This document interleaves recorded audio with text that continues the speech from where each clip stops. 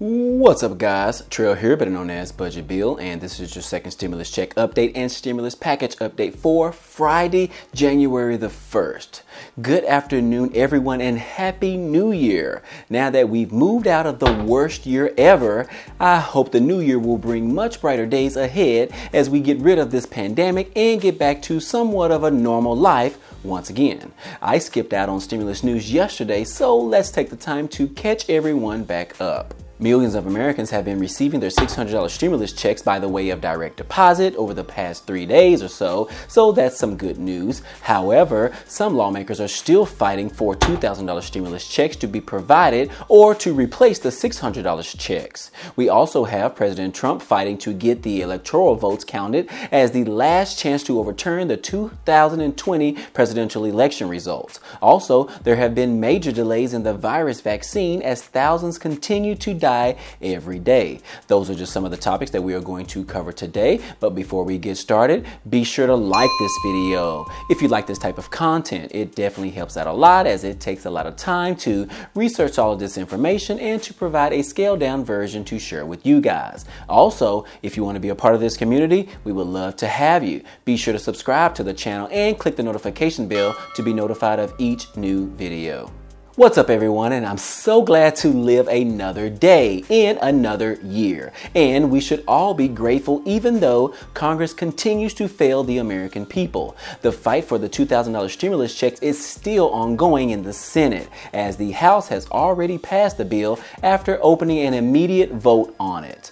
The GOP-led Senate continues to block the $2,000 stimulus checks to be voted on in the Senate, as one of the biggest roadblocks, Senate Majority Leader Mitch McConnell. Earlier today, McConnell dismissed the $2,000 stimulus checks as a universal cash giveaway and not the right approach to provide targeted relief to those who need it the most. And I personally agree with half of that statement. For starters, yes, just giving $2,000 checks to everyone is a cash giveaway. I think that they should only provide those checks to those who have lost their jobs or had hours cut at work. I think it should be given to all healthcare workers. I think it should be given to everyone on Social Security benefits such as SSI or SSDI, but it should not be given to those who their financial situation has not been affected by the pandemic, such as myself. I personally have not been affected by the pandemic other than being able to work from home, but my wife's hours were cut from 40 hours a week to down to 32 hours a week. But we make good money at our jobs and we haven't missed a meal or remotely anything near it, so we should receive a check. And from his comments of universal cash giveaway, what does Mitch think the U.S. is doing when we send other countries or our allies funding aid for those other things? Wouldn't that also be considered a cash giveaway? I mean, that money is not going to our own people, it's to other people in other countries. Is America being played like a fiddle? I think that's how that saying goes. But I would rather give cash giveaways to the people in this country first versus giving another country a universal cash giveaway. That's just my opinion.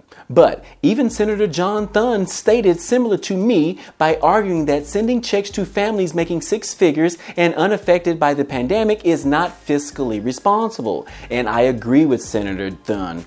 They should not receive anything. And I'm sure every American would agree on that as well. Even if it means that I won't receive a stimulus check, send it to the ones who need it the most, those that are struggling right now. I don't need any extra money right now. Yes, I would love to receive a free $5,200 for my family in stimulus checks, but I would rather that it go to someone who needs it more than I do, especially when it comes to putting food on the table or providing their children with a Christmas gift.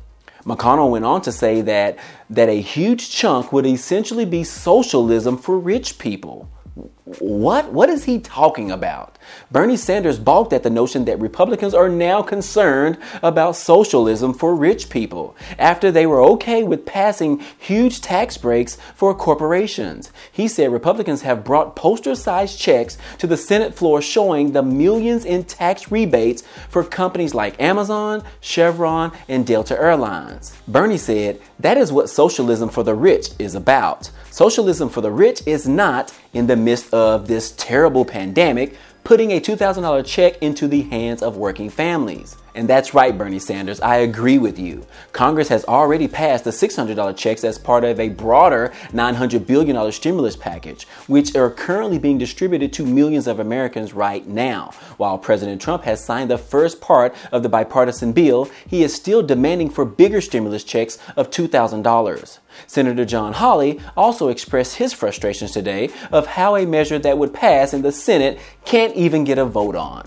because Mitch McConnell won't bring it to the floor to actually see. He is holding the Senate and this piece of legislation that President Trump supports, the House of Representatives support, and that millions of Americans support for hostage by not allowing the Senate to at least vote on this bill. Senator Hawley said, "This seems to be the Senate versus the United States of America."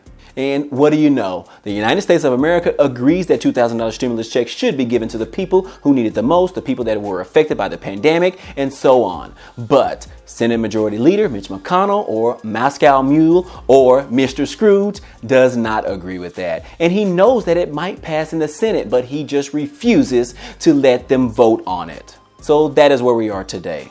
But at least it's great to see that Congress is at least working on New Year's Day in what appears to be an attempt to pass the $2,000 stimulus checks. No further news at this time. I will keep you guys posted on any new updates. In other news, President Trump was able to accomplish something big in 2020 as most people doubted him and didn't think that it was possible. He was able to fast track a vaccine in record time by bypassing a lot of red tape in the process.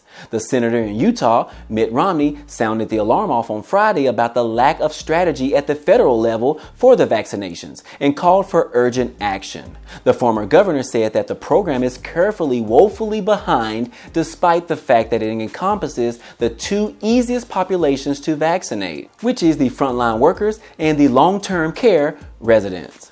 The U.S. has authorized 2 vaccines for emergency use at the record pace by Pfizer and Moderna. The U.S. set a goal of vaccinating about 20 million people by the end of December, but they fell way short. The U.S. has distributed 12.4 million doses so far, but only about 2.8 million people have actually been vaccinated. Romney said it's obvious that the healthcare workers, as well as the CVS and Walgreens pharmacies, could take on the massive vaccination program. So Romney has suggested that the White House administration enlist every medical professional that's not currently treating patients right now, such as retired or active, to help administer the vaccines in America.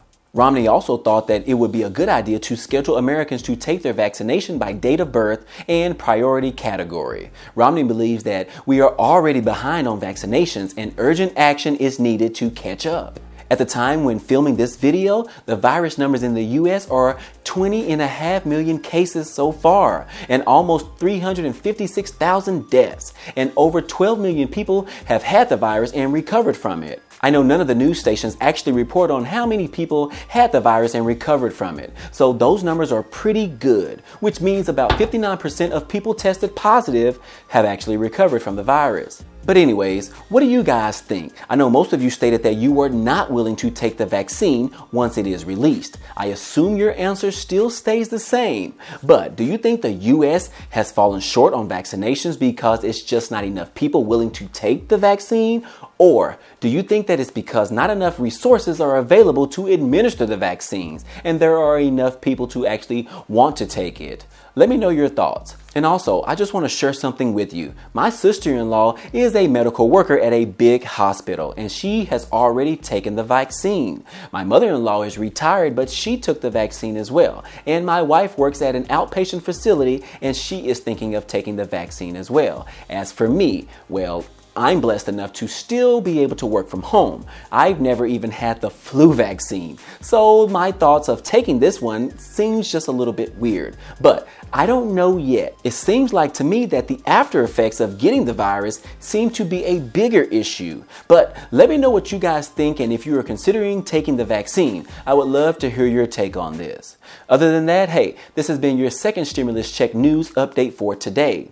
And here is a little inspiration for all of you out there watching this video. in the new year of 2021. Let's all commit to laugh more, spend more time with our families, stress less, say yes to new opportunities and new things, and most importantly, subscribe to my channel and hit the like button for me, as it really helps out the YouTube algorithm. Thank you. Other than that, hey, I appreciate you guys stopping by and watching, and I hope to see you on the next video. Peace.